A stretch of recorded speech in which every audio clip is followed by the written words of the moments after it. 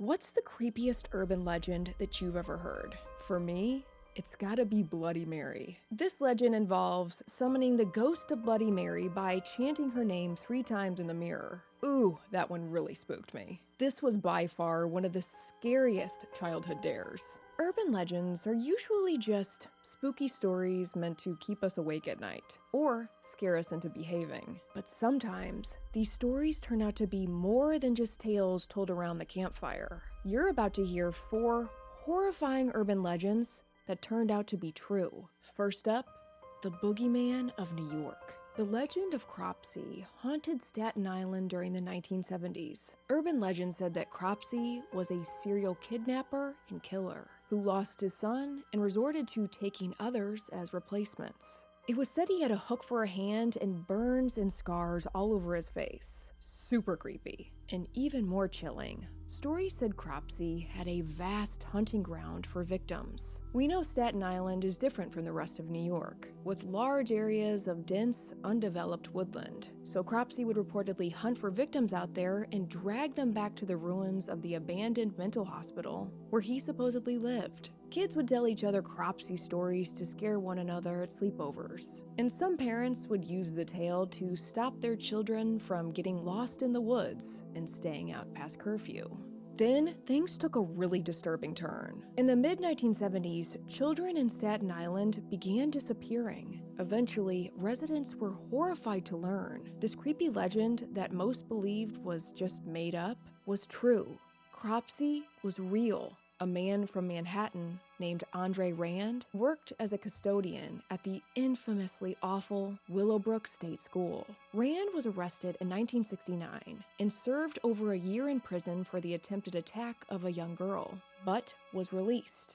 And as time passed, more children continued to go missing. Rand was the prime suspect in the disappearances, but investigators just didn't have enough evidence to prove it. In 1983, Rand took a school bus with 11 children from the local YMCA and drove them to New Jersey's Newark Airport. The kids were rescued, and he was finally arrested and sentenced to 10 months behind bars. But again, eventually he's released back into the community. Around town, things were getting more tense, and locals were terrified.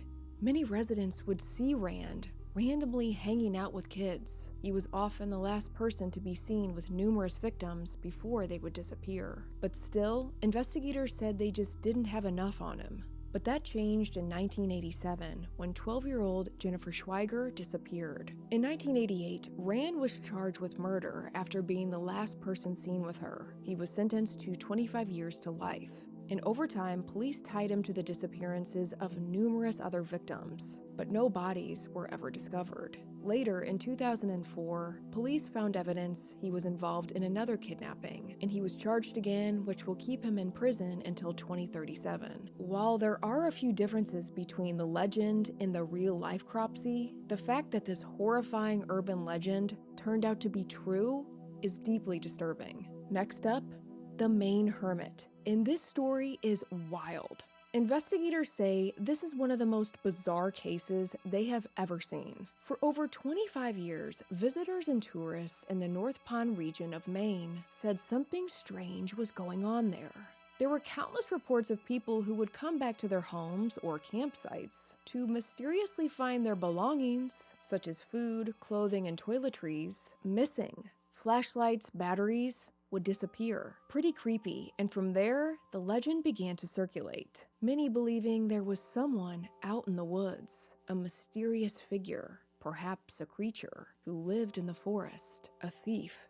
They called him the Main Hermit. The strange occurrences and robberies continued until 2013, when a man by the name of Christopher Knight was discovered living alone out in the woods. Investigators and residents in the area were stunned. For 27 years, Knight had been watching hikers, visitors, and temporary residents of the grounds and stealing from them. He was arrested and booked on robbery charges and admitted that he was responsible for around 40 robberies a year. And even more shocking, when Knight was asked how long he had been living out there, alone in the woods, he paused and asked when the Chernobyl meltdown occurred. That was in 1986, meaning Night had been watching and waiting in those woods for decades, and ultimately, the creepy urban legend of the Main Hermit was true. Next up, the Bunny Man. Not to be confused with his more innocent, sweeter cousin, the Easter Bunny. The legend of the Bunny Man is pretty terrifying and gruesome.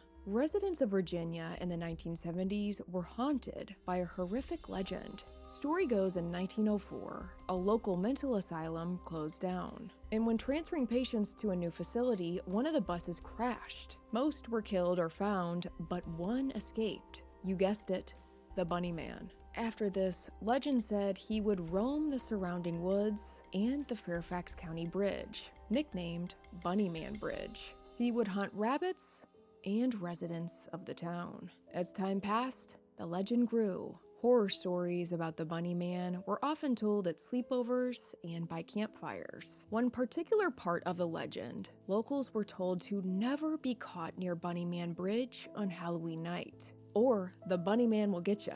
Then, in the 1970s, things got really bizarre. There were real reports of Bunny Man sightings in the area. And no, I am not joking. Everyone's nightmares were coming to life. It began when one night, a local couple was sitting in their car when, out of nowhere, a deranged man in a bunny suit walked up and began screaming at them. He then threw a hatchet through their window, reportedly shattering it. He then ran off into the night and disappeared. And if that wasn't weird enough, there was a second Bunny Man sighting. 2 weeks later, a security guard claimed he saw a rabbit man chopping up a porch with an axe, just hacking away at it.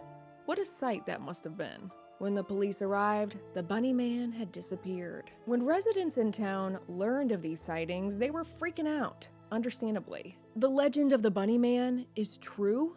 To make things even worse, officials never located this individual, so where did he go? Is the Bunny Man still out there? Maybe so.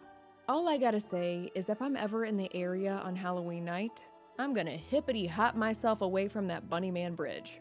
And I am not playing.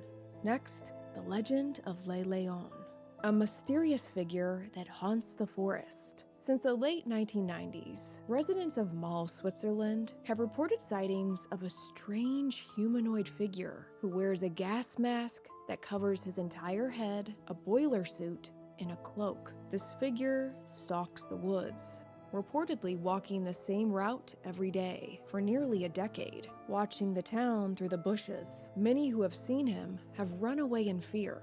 Many say this humanoid figure is terrifying, some saying it stands at about 6'3", but many say it's actually much taller, inhuman-like. There are no reports of Le Leon showing aggression, and one woman claimed to have seen it picking flowers by the trail. The mysterious figure became known as the Ghost of Malls, and there were numerous theories about Le Leon's identity. Some believe it isn't human at all. In September 2013, a local Swiss-French newspaper published a photo of Le Leon. The spooky picture was taken by an unnamed photographer. Marianne Desclous, who lives in the area, told the newspaper that her run-in with it came in the spring. She said, quote, "It was a rainy Sunday. He had a cap, a dark cloak, and his gas mask. What could possibly be going through his head? I don't know, but it was unforgettable and unpleasant. I hope I don't run into him again."